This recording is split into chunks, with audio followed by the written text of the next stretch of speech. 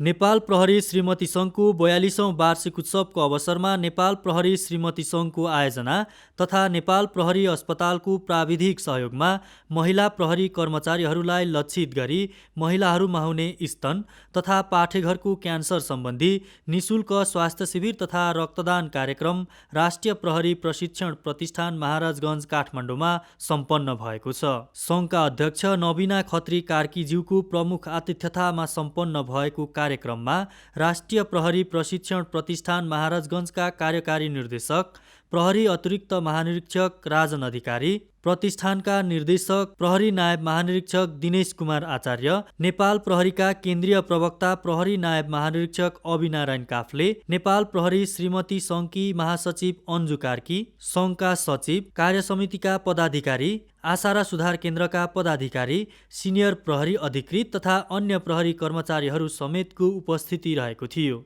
उक्त कार्यक्रममा 70 जनाले रक्तदान गर्नुभएको थियो भने 119 जना महिला प्रहरी कर्मचारीहरूले स्तन तथा पाठेघरको क्यान्सर सम्बन्धी निशुल्क सेवा लिनुभएको थियो। कार्यक्रमलाई सम्बोधन गर्दै सङ्घका अध्यक्ष नवीना खत्री कार्कीले राष्ट्र सेवाको जिम्मेवारी र पारिवारिक दायित्वलाई निर्वाह गर्दै शिविरमा उत्साहपूर्वक सहभागिता जनाई स्वास्थ्य लाभ लिनुहुने महिला प्रहरी कर्मचारी र जीवन रक्षाका लागि आफ्नो अमूल्य रक्तदान प्रदान गर्नुहुने प्रहरी कर्मचारीहरूप्रति धन्यवाद व्यक्त गर्नुभएको थियो।